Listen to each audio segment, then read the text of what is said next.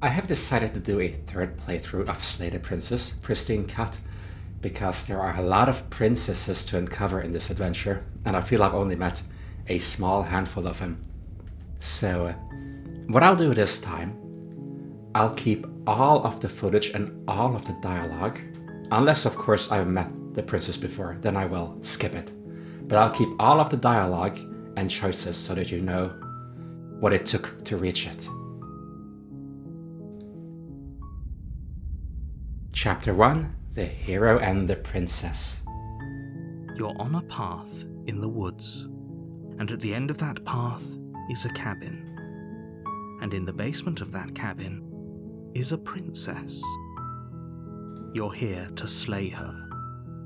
If you don't, it will be the end of the world. So I've gone through most, if not all of these, so I'm just gonna continue to the cabin. You make your way up the short path to the cabin. You'll find the princess within. A warning before you go any further. She will lie, she will cheat, and she will do everything in her power to stop you from slaying her. Don't believe a word she says. We're not going to go through with this, right? She's a princess. We're supposed to save princesses, not slay them. Ignore him. He doesn't know what he's talking about. Proceed to the cabin.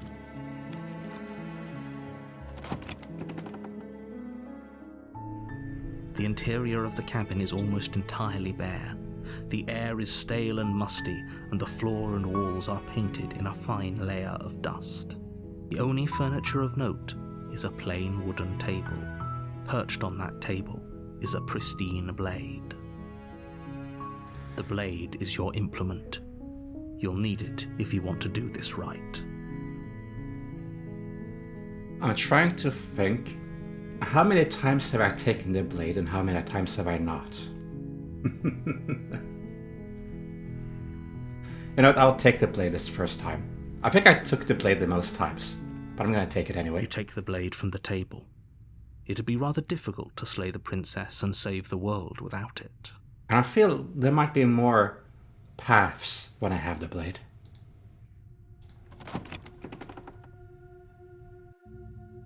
And The door already, to the basement creaks open, revealing a staircase faintly illuminated by an unseen light in the room below. This is an oppressive place. The air feels heavy and damp, a hint of rot filtering from the ancient wood. If the princess really lives here, slaying her is would probably doing her a favor. favour. So, I've already speculated on how she seems to know every time I take the blade. It seems that what we think the princess is what she truly is. Our mind is shaping her as she goes. But also I just noticed, if I take the blade, if I'm not mistaken, the music already changes a little bit more grim than if I won't take the blade, but maybe that's just in my mind. It's been a long time since I played this.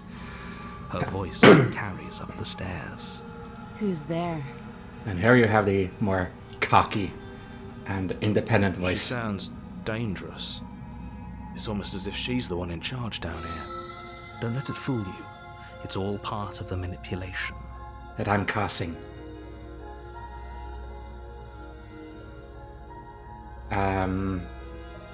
Hi. Don't be a stranger. It's been so long since I've had any visitors. Come on down. You walk down the stairs and lock eyes with the princess. There's a heavy chain around her wrist, binding her to the far wall of the basement. She's so coldly beautiful. Is she really a threat to the world? Focus on the task at hand. And there you are. Are you here to kill me or something?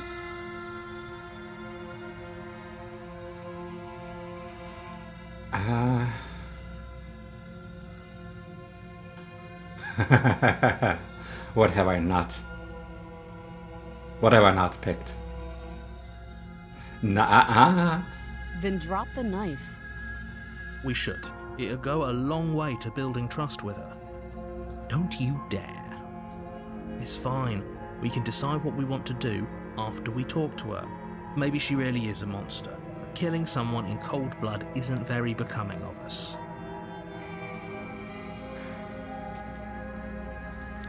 You ignore the trembling in your hands and tighten your grip on the blade. You poor thing. Your hands are shaking. Are you scared of me? Because you should be. You step forward, your grip on the blade tightening as you steel your resolve. I'm probably chained up in this basement for a reason, right? And if that knife is the only weapon you have, you'll have to get close enough to use it. So, you should just drop it. Best not to risk finding out what I can do. She's unarmed. If you hesitate now, it'll be too late. End this. Slay the princess. Doubt, unfortunately, clouds your thoughts as you attempt to run her through.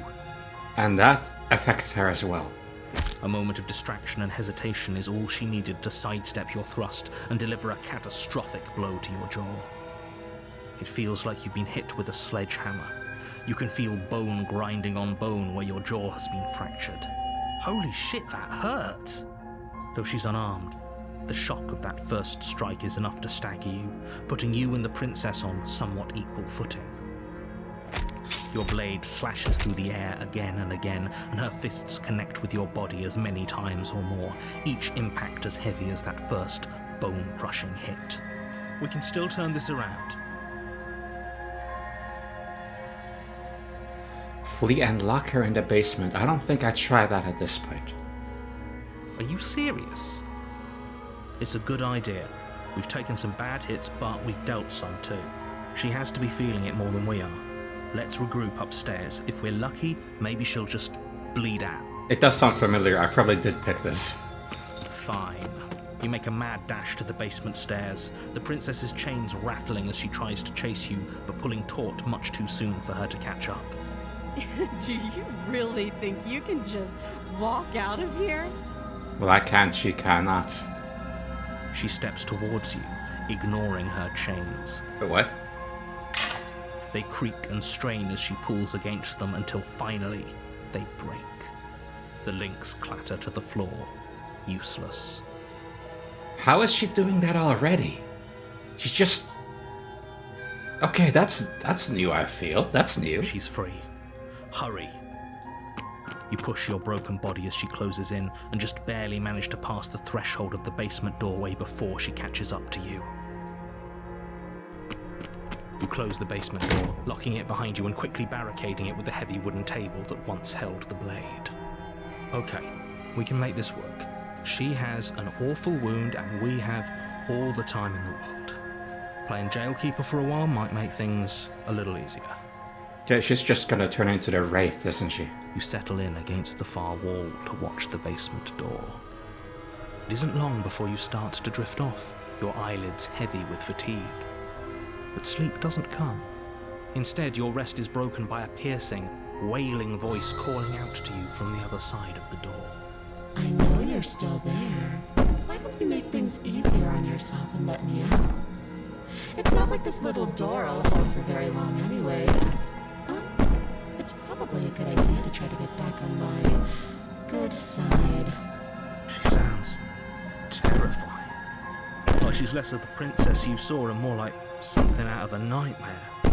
As she violently rattles the door, you do your best to shut her out of your mind. When I get out of here, I'm going to pick you apart piece by piece.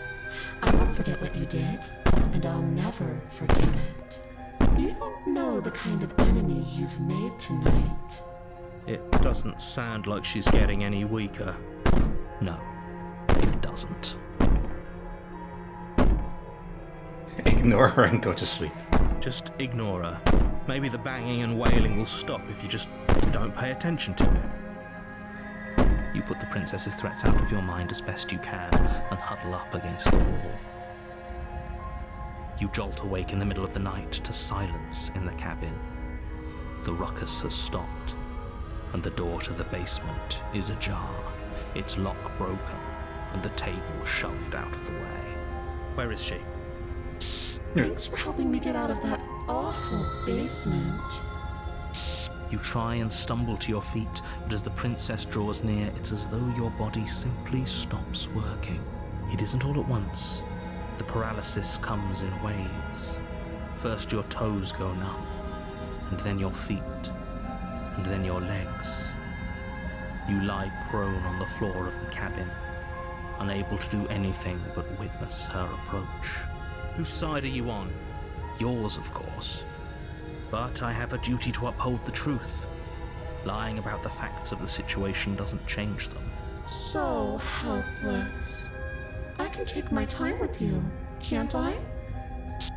She steps closer, one silent footfall at a time, cocking her head in curiosity as you feel your organs shutting down one by one.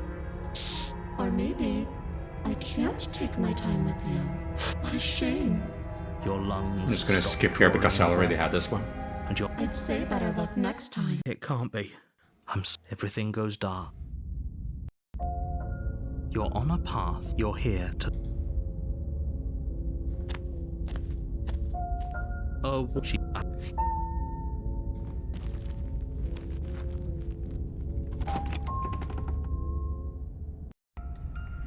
The interior is just. She's already. I'm going so deep. We should have taken the knife again.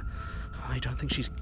You cross over the threshold and onto a series of isolated steps, suspended in darkness. More eyes, too. You never mention the eyes. The air seeping up from below, her cruel. I didn't think you'd come back. We're gonna have a lot of fun, you and I.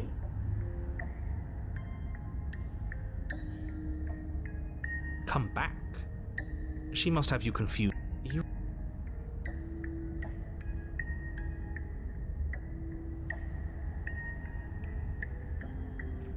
Okay, so I messed up and I got this nightmare ghastly creature again. But I see there's a button for continue down the stairs in silence, but I can also step off into the void between the stairs. Let's try that. You attempt to step off the stairs and into the pitch black surrounding them, but you're stopped by an invisible force. Why did you do that? What did you think would happen? Something else. I was curious. Congratulations, you really lucked out. Of all the things that could have happened from stepping into a void, nothing is quite possibly the best outcome you could have gotten. You make your way to the bottom of the stairs. As you emerge, you find yourself between two loose rows of white wooden planks suspended in nothingness. A smattering of cobblestones visible against the inky black of the basement mark where the floor should be, forming vague pathways. At what seems to be the end of the room, they diverge in opposite directions, left and right. Yeah, last time it didn't seem to matter much, but I could also turn around. She could be anywhere, and there's nowhere for us to hide. We're completely exposed. Are you really not going to comment on how weird this place is? No, I'm not. Somebody needs to be the voice of reason here, and it certainly isn't you. Excuse me, I'm being incredibly reasonable. You're the one who's just matter-of-factly describing whatever the hell we're looking at like it's an ordinary basement. We're going to die down here. I don't want to die again. Please stop saying that. You're only going to make things worse. Just pick a direction and start moving. I wouldn't give it too much thought if I were you. It doesn't really matter, because either way you go, I'm going to find you. I can either do nothing or go back the way I came. I'm gonna go back the way I came. You turn back to the stairs, only to find that they aren't there. A faintly outlined path lies before you. There you are. I told you I was going to find you. Well, you heard me as well, so you were obviously within reach. As the princess approaches, your legs suddenly go numb. Your arms quickly follow. This is it, isn't it? No little knife this time. It's almost like you want me to get you. There has to be a way out of this. Think! Think! What did you do? Pull yourself together. She isn't supposed to be like this. I wonder how many times I'll get to play with you before you break. Your vision cuts out as your blood begins to coagulate. It's as if every part of your being is coming to a lurching halt. Heart, lungs, liver, nerves. Your lungs pull in a desperate gulp of air as your eyes shoot back open. What are you doing? I'm working. Do you want this body to function, or do you want... And then experience stops once more as your body reapproaches death. Okay, whatever you were doing, please just start doing it again. Are you sure about that? Are you sure that's what you want, or do you want to interrupt me some more? You have seconds left. Yes, I'm sure. Heart. Again, your eyes shoot open as you gasp for breath. Can't decide what you want to do, can you? Oh well, standing there gasping like a fish is more fun than dead. Even if you look ridiculous. She isn't attacking us. Why? The why doesn't matter. She's already proven her ill intent. Don't lose sight of your mission. And how are we supposed to do that? We don't have a weapon. The way out of here is nowhere to be seen. That isn't my fault. It doesn't matter whose fault it is because fighting her isn't an option right now. Then you should get looking, shouldn't you? Liver, nerves, heart, lungs, liver, nerves, heart. You turn and run, doing your best to put one useless leg in front of the other. You poor, poor thing. Liver. Wrong choice. You get nowhere before the princess is in front of you once again. Nerves, You're always going to be a coward. liver. She raises a hand to her mask and pulls it down. You don't get the chance to see what lies beneath before it envelops you. Like a creeping mold, the complete reality of your existence threads its way through your mind. Birth, death, birth again, decay and bloom, a million stitches from a million microscopic wounds you've inflicted on everyone you've ever met, with every muscle you've moved and every word you've ever spoken. Like a creeping mold. Well, she was known as the shifting mound. That she changes shape and all of those hands. No. Let me out. Your existence hurts them. Let me out. A lonely soul in a room by itself, weeping. It lives for 80 years and then it's gone. And then it's there again. Let me out. A reprieve. A good life. Love. Children. A steady career. Recognition from your peers. Here one moment, gone the next. The worms have found their orifices. Let me out. Diagnosis. It forgets everything it is. Anger, rage, distance, poverty. The lonely soul is lonely again. Love turns to mockery. It dies. It is reborn. Worse. Lonelier. Let me out. No. What's happening to us? Let me out. This is all too much. I can't keep going. It's a corrupted version of the music in the background, where all the arms are when they reclaim a princess, when they sort of assimilate into one each other. So it's as if we see the wishes of the shifting mound, or what it was called, where it misses all these princesses. It gives me glimpses of a princess that lives for 80 years, then it perishes, and I don't even know. What am I watching? You can't keep going. Well, what are you talking about? But he doesn't respond. The narrator doesn't respond. This is our thoughts. The silent text. That's our mind. Oops, I think I broke you. You look broken too, princess. I'll see you soon. You'll know what to do. Your body is dead, but you live on. Because we can die, much like the narrator dies when the world ends. But we live on because we are beyond one universe. We are a god in a way. Oh, chapter 3. The moment of clarity. You're on a Yikes. path in the... Shit! What the hell was that? Who are we? What are we doing?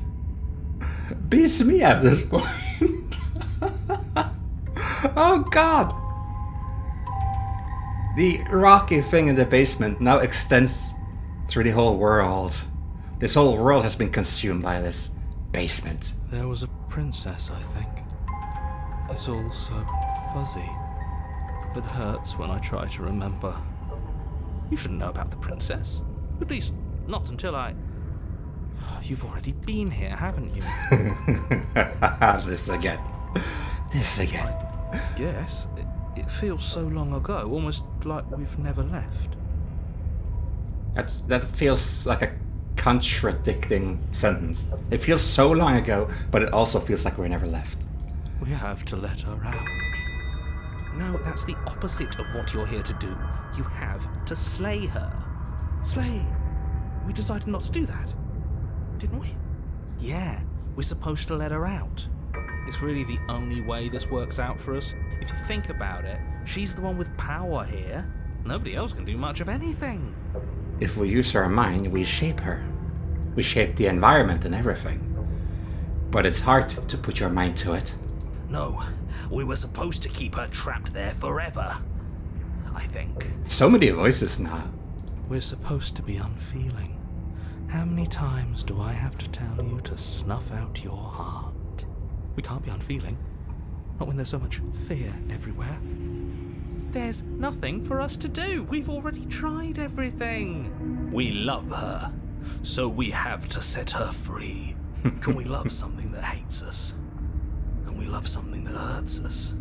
To be given an ounce of kindness from something so cruel would be more pure than any other love.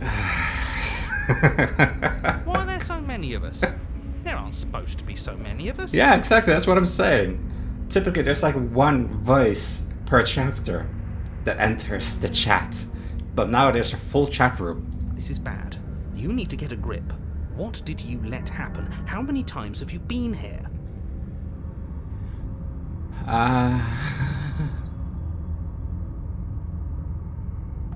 I think they are all wrong. Of course we're wrong. She's the only thing that's right. God damn.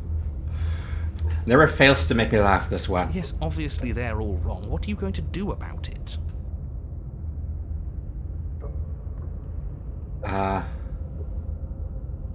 Getting back to his earlier question, how many times have you all been here? Because I've only been here once this playthrough. Well, twice maybe. Twice. Many times. It feels like we've been here forever. But it also feels like we've barely been here at all. Because we haven't. It doesn't matter. Yes, we just have to do what she says and then everything will be fine. It won't. It will be for us. It won't. She said so. You're part of everything.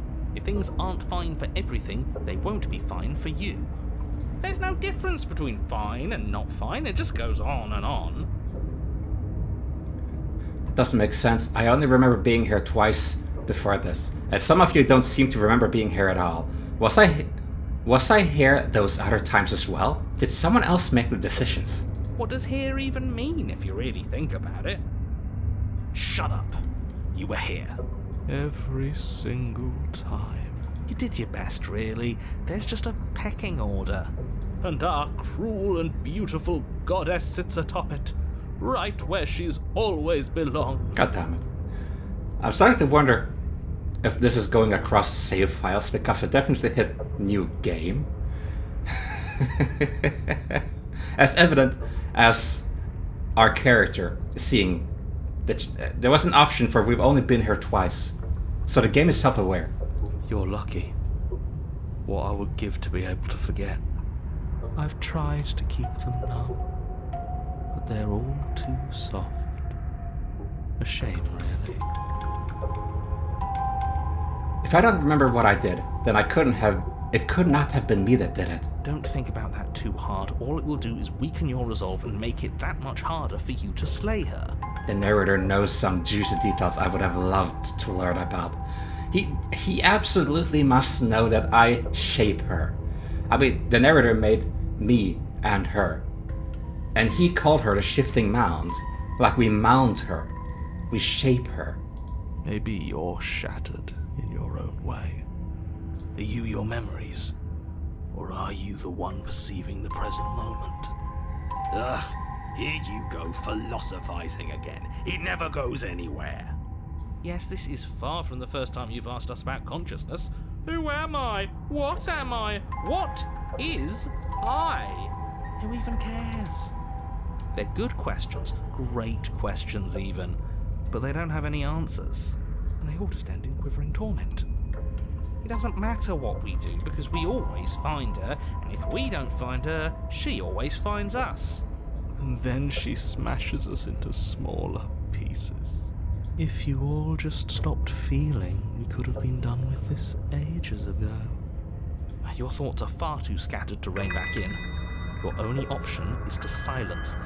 Oh, that's new. To silence them. Typically the narrator gets silenced first because he perishes in the universe that he's in. When we let the princess out.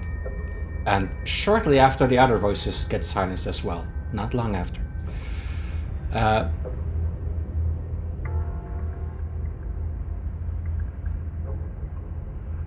I feel so disjointed. I don't know if I can pull this off. I don't know if I can slay her. She seemed very tough to slay, but I did it once before. I don't care how you feel. You have to slay her. You have to pull yourself together. You have to snap out of it. You have to. You have. You're lucky you haven't been stuck here like the rest of them. There's no other way to keep going. You either need to forget, or you need to stop feeling much of anything. They can't do either. He's not wrong. He's the only smart one left, if you ask me. He's worse than her.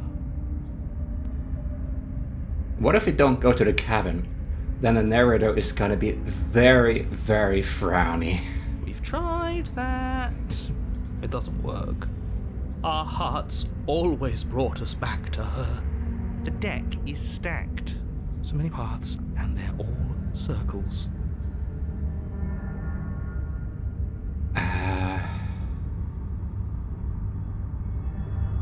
Proceed to cabin? You slowly make your way through the umbral forest, bumping against unseen trees as you grasp through the darkness for a way forward. But eventually, you do make it to the cabin. Or rather, you make it to the place a cabin should have been. Instead, all you find is an empty hill. And for some reason, the narrator does not see the mirror yet again. No, this isn't right. There's a cabin there. There's always supposed to be a cabin there. And now it's assembling? Don't ask him about the mirror. He always says he never sees it. He always lies. No, I don't think he lies about that. And he always makes it gone. I don't think he does that. Maybe the other narrator, the one that the narrator is based on, makes it go away, maybe. Stay focused. You still have a job to do, and it's best not to be distracted by fraying thoughts. There is no mirror. You know that as well as I do. She's still here, buried deep inside the earth. On the other hand, he's not like, what mirror? What are you talking about? He's like, there is no mirror. There is no mirror. Don't have straight thoughts. Just do the task at hand. Just walk up the hill. You always give too much space to the others. It's why you always lose. And what's wrong with giving them space? What if it helps them? What if they need to be heard? They've been heard too much. It's why they are the way they are. Oh. Exactly. They are delusions, and all that catering to them will do is drag you down to their level. You have to keep moving. I suppose it makes sense. It's like when I don't hear my senses, but I feel my senses. Suddenly I feel overpowered, or I feel weak. And then the next time I restart the chapter, I have Voice of the Weekend or something. Or you could just give up. That doesn't sound very hero of you, but the hero has been here so many times for so long, apparently. That he's no longer the voice of the hero. Approach the mirror. You walk up the hill, hesitating just beyond the bounds of the cabin. The cabin that isn't there. You've got to clean the mirror, haven't you? You've got to see what's in it. Smash it to pieces. She's on the other side, and we have to let her out. It's the only way we can be free. It's the only way we can have our thoughts back. Just go around it. Just do something. It doesn't matter what. We don't get to approach the mirror, or maybe proceed means that we approach just because there's not much else here. Proceed? Proceed to where? I'm afraid you're going to have to be a little more specific. That's a new one. Do you think it'll work? Of course it'll work. He always makes the best decisions. It's why he gets to make them. Me? And it already has worked. Oh, It's gone, don't you see? We're one step closer to her. The interior of the cabin is much the same as the exterior of the cabin. A dull, fuzzy, dreamlike nothing. It's empty and isolating, but there's just enough vague shape and unknown texture to suggest the structure therein. Wrong and unsettling as it may be, the only object of note is a pristine blade buried in the dirt floor, a hint of its shining edge teasing through the sediment. The blade is your implement. You'll need it if you're going to do this right. yeah. I wanted to say it with you, but I sort of stumbled. Take it. It's the only way forward. It's the only way forward. You've already tried everything else, don't you remember? Take the blade, or you have to take the blade. I'm being forced to. I don't want to take the blade, so I'm gonna pick the option that says I have to. I like little feathers here, because we're like a bird-like creature. You reach down to take the blade, but as you do, the ground beneath it shifts, the weapon sinking deep into the earth. You lean over the hole and gaze into the abyss. It is so very deep. That must be the most dangerous basement we've been at so far. Deep in the bowels of the earth, you see something staring back at you. It fills you with dread. It's a broken... I thought it was a heart at first, but it looks like the broken mask or so. It's she's watching us. She never stops watching us. What happened to you? There you are. My toy has finally come to finish its job. With every word she speaks, the princess in the pit blinks closer. You kept this off for so much longer than you had to. Closer But it was always just a matter of time. and closer You are going to have to stop running eventually. and closer. Everything stops running eventually. Except for me. I've already taken your will, and you're not getting it back. All that's left is for you to take my will and let me out. It'll be so much fun. You and me, together, exploring the world and spreading fear wherever we go. Well, mostly just me. But you'll get to be there too. A witness. I can even make you a little cage if you want. Gilded and everything. Like a bird cage. Now don't pause.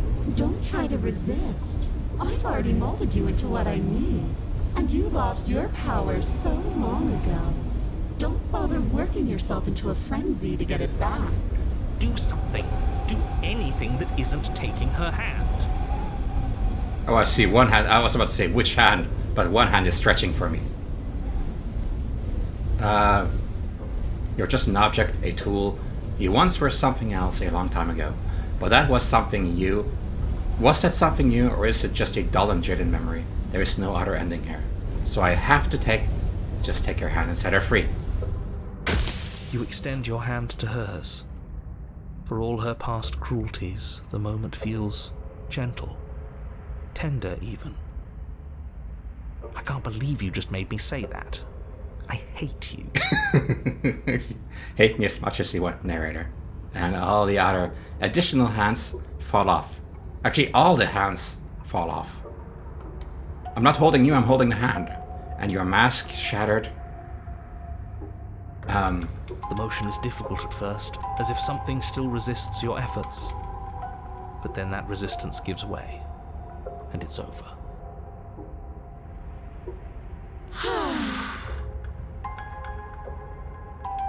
And that's the end. I wonder what we're going to do next. I didn't think I'd be so tired. Yep, and I can hear the shifting mound, or whatever it is, reaching for you out there. You see the strands of hair, or what this is. And soon the other hands will come, not your own. The princess, exhausted, slumps. Why is it so cold? Oh, your voice sounds so human at this point. Ah, there we go. That's why it's cold. You're being taken to the freezer. You do not have an opportunity to respond. Something has taken her away. And it's left something else in her place. She's gone. Yeah. I can finally think again. Almost. And the narrator is already gone. That mirror's back. What does that mean for us? I'm sure it'll be whisked away, just like her. Maybe it won't be gone. Things are different now, aren't they? Doesn't seem like there's much else to do here. Finally, we can smash it. They're not responding or referring to the other times I approached the mirror after the princess has perished.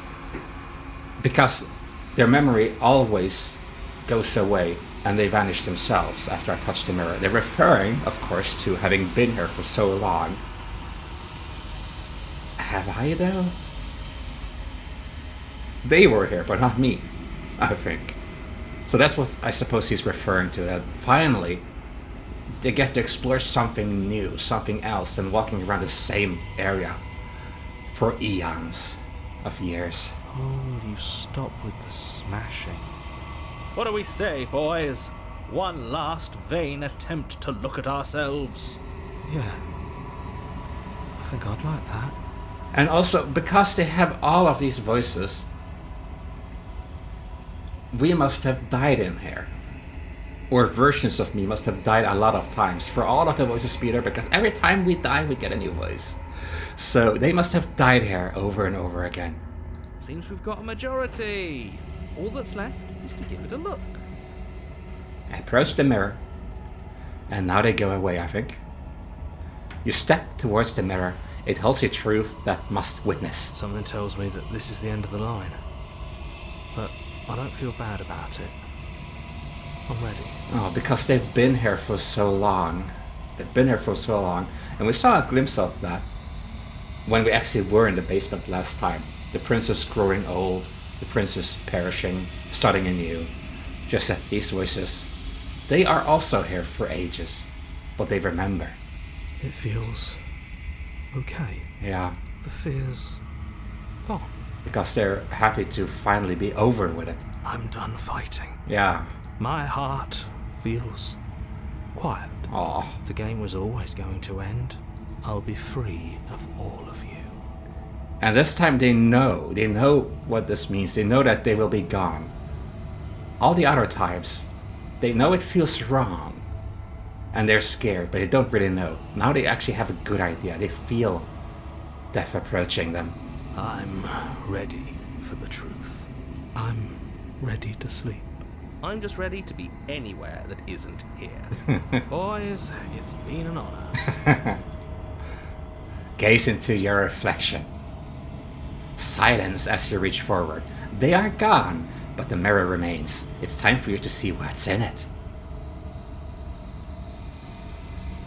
It's you. You are alone in a place that is empty. It's quiet here, so I suppose the mirror vanished once again. Proceed to the cabin. You are at the cabin. Approach. Something finds me in the long quiet and brings me the gift of a fragile vessel. Hand? Meet hand. This is like the evil princess version of you.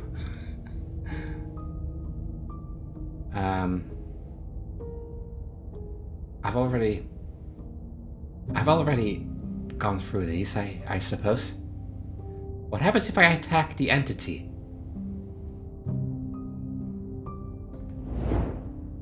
Your will cuts across the entity in front of you, but nothing happens. My roots burrow in an ocean beyond your sight. We cannot harm each other as we are now. I don't want to do that, but I also want to reach different conclusions than my other 2 playthroughs. And if I destroy my body, you don't want me to. Yeah, you raise your will to end your life, but as it buries into the space, your body should be... as it buries into the space where your body should be, you feel nothing at all. One of the many hands in front of you reaches forward and gently touches the side of your face. There's nowhere for you to be but here.